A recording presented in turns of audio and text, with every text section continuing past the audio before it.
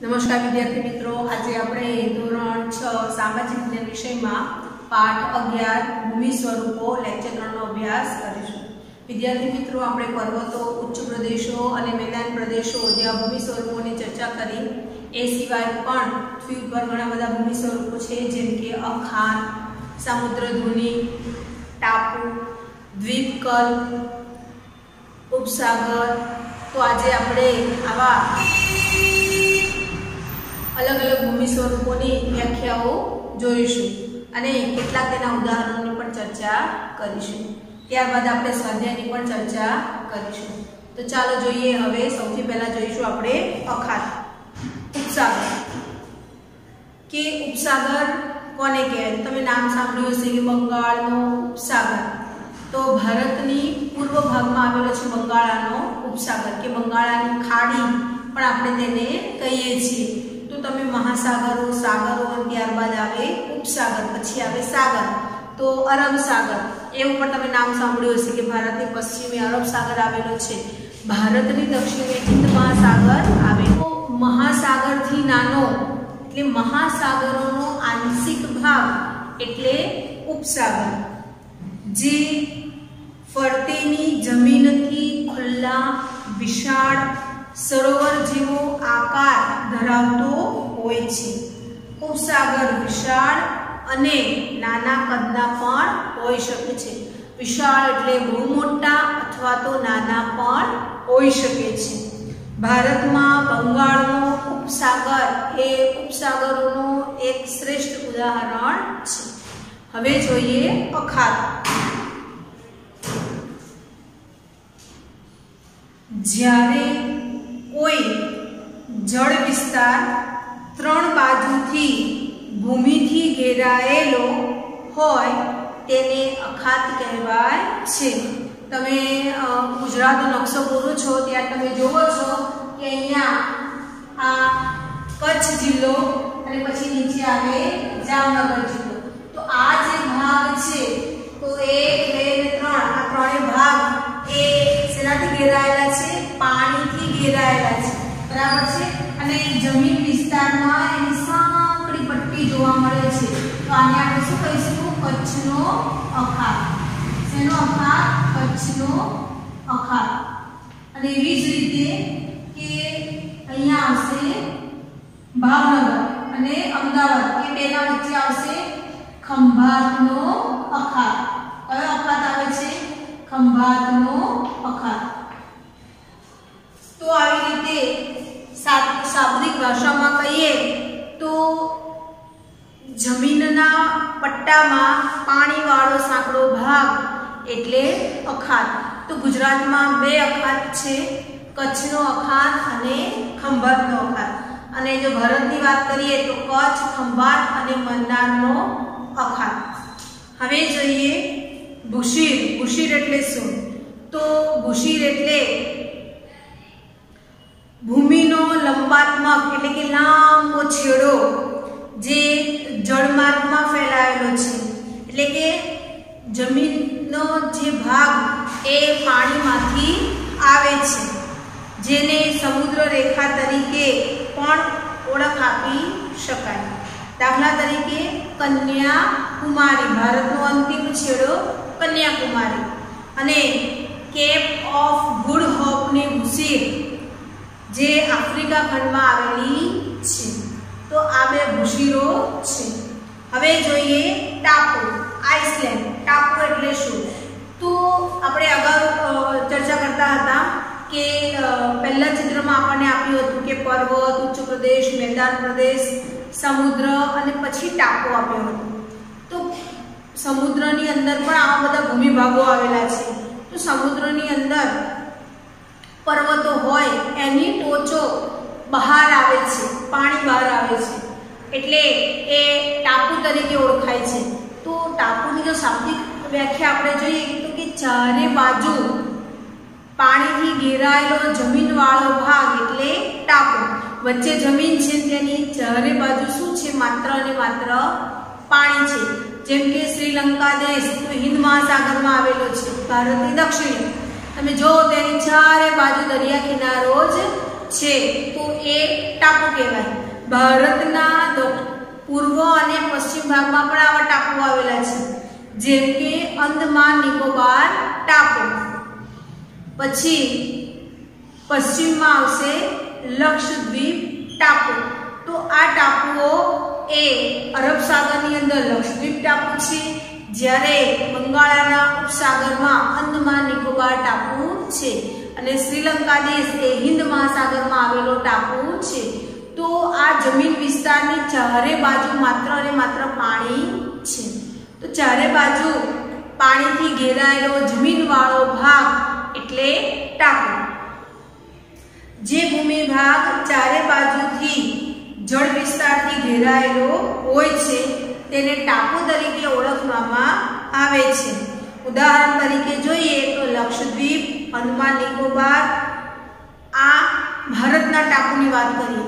હવે જો આપણે આપણા રાજ્યની વાત કરીએ ગુજરાતની, તો શંખો દ્વાર એટલે કે બેટ દ્વારકા. તમે દ્વારકા અને બેટ દ્વારકા જોવો છો તો એ દરિયાની અંદર બેટ દ્વારકા આવેલું છે. પછી આવશે પિરોટન ટાપુ, નળા બેટ, પીરમ બેટ અને શિયાળ બેટ. આ બધા ગુજરાતમાં આવેલા ટાપુઓ છે. પછી જોઈએ આપણે ખીણ એટલે કે વેલી. આપણે અગાઉ ચર્ચા કરી હતી કે પર્વતોની બાજુમાં ખીણ જોવા મળે છે. તો જે પોચા ખડકો છે તે એનું ઘસારણ વધારે થતું હોય છે, એટલે ઘસારાને કારણે આવા ખીણોની રચના થાય છે. નદીઓ, હિમ નદીઓ પણ ઘસારણને કારણે જમીનને ઘસી નાખે છે, એટલે ધીમે ધીમે ખીણોની રચના થાય છે. તો આવી રીતે ખીણ બનતી હોય છે. જોઈએ એની વ્યાખ્યા કે પર્વતોની હારમાળા વચ્ચે આવેલો નીચાણવાળો ભાગ, પર્વતોની હારમાળા વચ્ચે આવેલો નીચાણવાળો ભાગ એને કહેવાય ખીણ.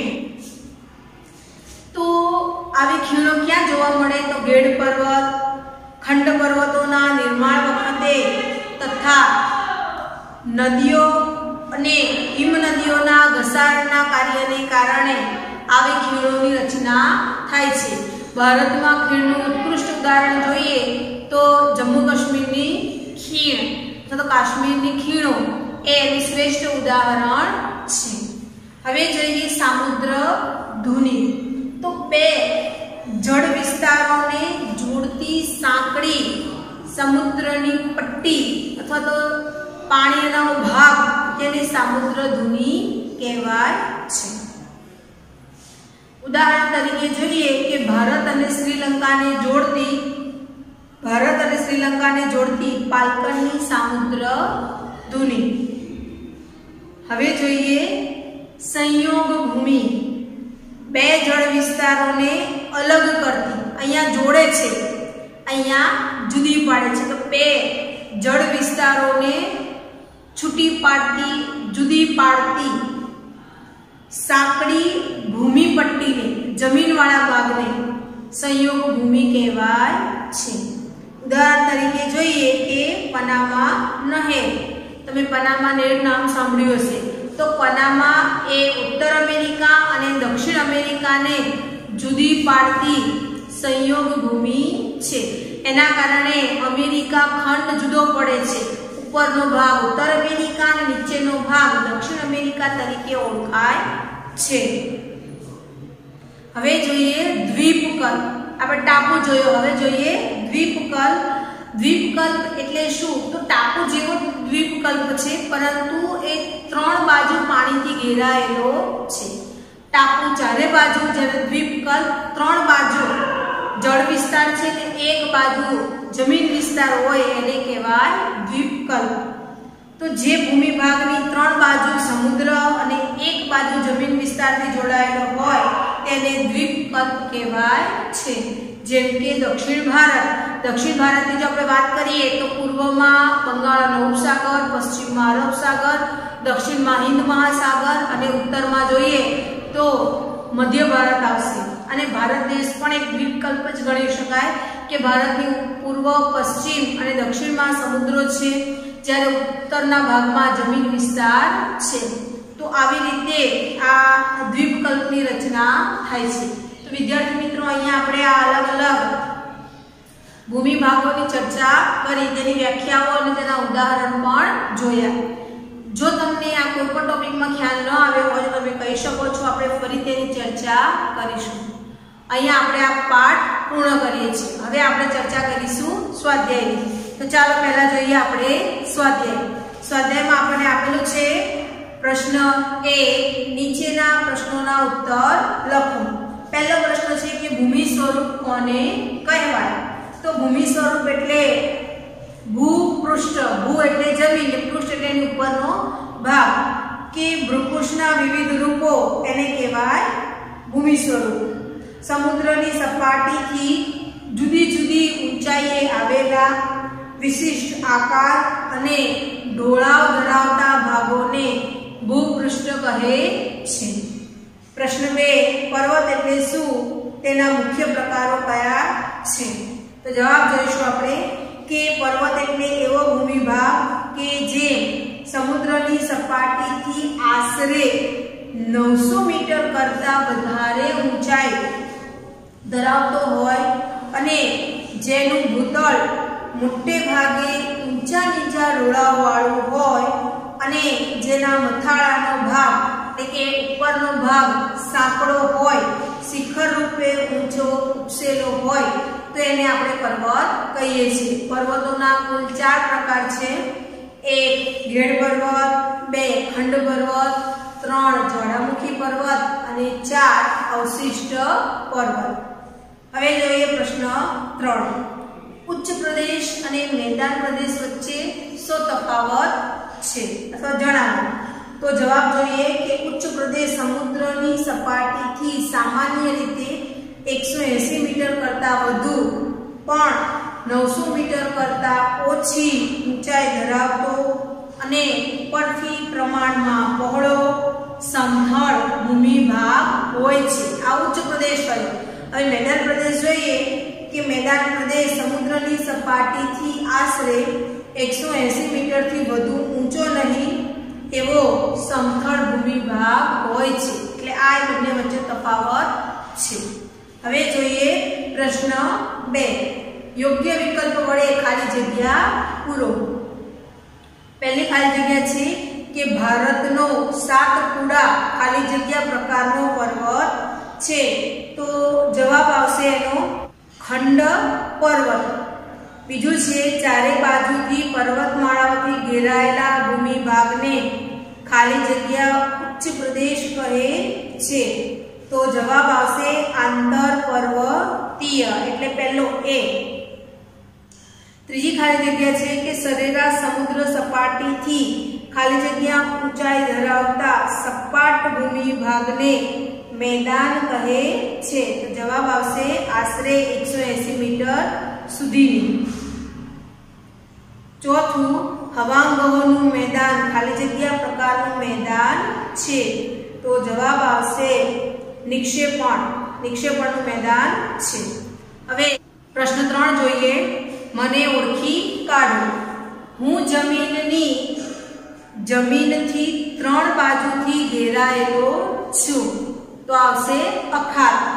बीजू मारो छेड़ो जળ ભાગમાં અમુક વિસ્તાર સુધી ફેલાયેલો છે। જવાબ આવશે ઉસીર। ત્રીજું હું ચારે બાજુથી જળ વિસ્તારથી ઘેરાયેલો છું। 4 બાજુ હોય તો આવે ટાપુ। ચોથું હું 2 જળ વિસ્તારોને જોડું છું। તો જવાબ આવશે સામુદ્ર ધુની। 5 मारी 3 बाजू समुद्र अने 1 बाजू जमीन छे। तो जवाब आवशे द्वीपकल्प। हवे जोईए टूंक नोंध लखो। प्रश्न 4 पहली छे खंड पर्वत। तो खंड पर्वत कोने कहेवाय जोईए कि सामान्य रीते मंद भूसंचलन दरमियान उद्भवता खेंचाण बळने लीधे खडकोमां स्तरभंग थाय छे। 2 स्तरभंगोनी वच्चेनो प्रदेश ऊंचो आवे छे अथवा तो वच्चेनो भाग एमनो एम ज रहे छे अने तेनी बंने बाजुना प्रदेशो नीचे सरकी जाय छे। ए ऊंचो रही गयेलो भूभाग खंड पर्वत कहेवाय छे। जमीननो होस्ट पर्वत ए તેથી ખંડ પર્વતોને હોસ્ટ પર્વત પણ કહે છે. ભારતમાં નીલગિરી, સાતપુડા, વિંધ્ય આ બધા ખંડ પર્વતના ઉદાહરણો છે. ખંડ પર્વતોની ઊંચાઈ ઓછી હોય છે. તે ભૂસપાટી પર મર્યાદિત વિસ્તારોમાં પથરાયેલો છે. બીજી જોઈએ ટૂંક નોંધ ઉચ્ચ પ્રદેશનું મહત્વ. તો ઉચ્ચ પ્રદેશનું મહત્વ જોઈએ કે લાવાની કાળી ફળદ્રુપ જમીનથી બનેલા ઉચ્ચ પ્રદેશોમાં કપાસનો પાક સારો થાય છે. પ્રાચીન નક્કર ખડકોના બનેલા ઉચ્ચ પ્રદેશમાંથી અલગ અલગ ખનિજો મળી આવે છે, જેવા કે લોખંડ, મેંગેનીઝ, સોનું મળી આવે છે. ભારતના છોટા નાગપુરના ઉચ્ચ પ્રદેશમાંથી આપણને લોખંડ, મેંગેનીઝ, સોનું જેવા કિંમતી ખનિજો મળી આવે છે. ઉચ્ચ પ્રદેશોના ઘાસવાળા ઢોળાવો પર પશુપાલન પ્રવૃત્તિ થાય છે, એના માટે ખૂબ અનુકૂળ છે. કેટલાક પ્રદેશોનો પ્રવાસન ઉદ્યોગ અને ફિલ્મોના શૂટિંગ માટે પણ ખૂબ અનુકૂળ છે. હવે જોઈએ ત્રીજી ટૂંક નોંધ નિક્ષેપણનું મેદાન. નિક્ષેપણના મેદાનો બે રીતે બને છે. એક નદીના કાંપના મેદાનો. નદીમાં જ્યારે પૂર આવે છે ત્યારે તેમાં ઘસડાઈ આવેલો કાપ પાણીની સાથે બંને કિનારાઓ પર પથરાય છે. આ રીતે નદી કિનારે કાપના મેદાનો બને છે. ભારતમાં ગંગા યમુનાના મેદાનો, ઉત્તરમાં ચીનમાં હવાંગોનું મેદાન, ઇટલીમાં પા વડે બનેલું રંબાડીનું મેદાન એ કાપના મેદાનો છે. હવે જોઈએ સરોવરના મેદાન. કેટલીક નદીઓ સરોવરને મળે છે. આ નદીઓ પોતાના પ્રવાહમાં કાપ, માટી, રેતી એ બધું લાવે છે અને સરોવરમાં ઠાલવે છે. તેથી સરોવરો ધીમે ધીમે પુરાઈ જાય છે અને કાળક્રમે ત્યાં મેદાન બને છે, જેને સરોવરોનું મેદાન કહેવાય છે. ભારતમાં કાશ્મીરનો ખીણ પ્રદેશ અને મણિપુર રાજ્ય તરફનો ઇમ્ફાલ તળ પ્રદેશ એ સરોવરના મેદાનો છે. નદી જ્યારે સમુદ્રને મળે છે ત્યારે સમુદ્ર કિનારાની નજીકના વિસ્તારોમાં ધીમા વેગને કારણે પુષ્કળ કાંપ ઠાલવે છે. આ રીતે તૈયાર થયેલું મેદાન એ મુખ ત્રિકોણ પ્રદેશનું મેદાન એટલે કે ડેલ્ટાનું મેદાન કહેવાય છે. પવન પણ પોતાની સાથે લાવેલી માટી અને રેતીના કણો જેવા બોજ વહનનું કોઈ અવરોધ આવતા કે પવનની ગતિ ધીમી પડતા પવનો પણ નિક્ષેપણ દ્વારા મેદાનો રચે છે. દાખલા તરીકે લાયસનું મેદાન જે પવનના નિક્ષેપણ દ્વારા બન્યું છે. હવે જોઈએ ચોથી ટૂંક નોંધ મેદાનોનું મહત્વ. તો ફળદ્રુપ મેદાનો માનવ વસવાટ માટે ખૂબ જ ઉપયોગી છે. આ મેદાનોમાં ખેતી સારી થાય છે. વેપાર, ઉદ્યોગ ધંધા જેવી આર્થિક પ્રવૃત્તિઓ ખૂબ સારી થાય છે. સપાટ ભૂપૃષ્ઠને કારણે મેદાનોમાં સડક માર્ગો અને રેલ માર્ગોનો વિકાસ વધારે થયો છે. મેદાન પ્રદેશોમાં ગીચ વસ્તી ધરાવતા મોટા શહેરો બન્યા છે. ફળદ્રુપ જમીન મુખ્યત્વે ખેતીની પેદાશો માટે ખૂબ ઉપયોગી છે. કેટલીક ખેત પેદાશો ઉદ્યોગોને કાચો માલ પૂરો પાડે છે. તો વિદ્યાર્થી મિત્રો, અહીંયા આપણો આ સ્વાધ્યાયની ચર્ચા પૂર્ણ થઈ. તમારે ખૂબ સારા અક્ષરે નોંધ, સ્વાધ્યાય અને હું તમને એક પ્રવૃત્તિ આપું છું. એ પ્રવૃત્તિ તમારે કરવાની છે. પ્રવૃત્તિ હું તમને લખીને જ આપીશ, પરંતુ અત્યારે તમને થોડીક મૌખિક એની માહિતી આપી દઉં છું કે આપણે કેટલાક પર્વતોની યાદી એટલે નામ હું તમને આપું છું, એમ તમારે વર્ગીકરણ કરવાનું છે. જેમ કે વિંધ્ય પર્વત, સાતપુડા પર્વત, એન્ડીઝ, પાવાગઢ, નીલગિરી, કોટોપક્ષી. એટલે અત્યાર સુધી આપણે જેટલા પણ ઉદાહરણ જોયા છે ને કે હિમાલય પર્વત, ગિરનાર પર્વત, રોકીસ, પૂર્વ ઘાટ, ફુજિયામા, અરવલ્લી, બેરર, વેસુવિયસ, આલ્પ્સ અને હોસ્ટ પર્વત. તો આ પર્વતો એનું આપણે એના પ્રકારોમાં વર્ગીકરણ કરવાનું છે કે આ પર્વતો ગેડ પર્વત કયા કયા છે, ખંડ પર્વતો કયા છે, જ્વાળામુખી પર્વત કયા છે કે અવશિષ્ટ પર્વત કયા છે, એના આપણે ઉદાહરણ લખવાના છે. એટલે આ 4 પ્રકારોમાં તમારે એને વિભાજિત કરવાના છે, એટલે કે આખો કોષ્ટક દોરવાનો અને તેમાં આ લખવાનું છે। હું તમને અહીંયા બતાવું કે તમારે કેવી રીતે લખવાનું છે। તો આવી રીતે કોષ્ટક બનાવવાનું અને માનો કે અહીંયા તમે ક્રમ આપ્યો, અહીંયા સૌથી પહેલો કયો ભાગ આવે તો ગેડ પર્વત, પછી ખંડ પર્વત, જ્વાળામુખી પર્વત અને છેલ્લે આવશે અવશિષ્ટ પર્વત। બરાબર, તો આવી રીતે તમારે આ કોષ્ટકમાં અને જવાબ લખવાના છે। ખૂબ સારા અક્ષરે નોંધ, પ્રવૃત્તિ અને સ્વાધ્યાય લખવાનું છે। અહીંયા આપણો લેક્ચર પૂર્ણ થયો। અસ્તુ।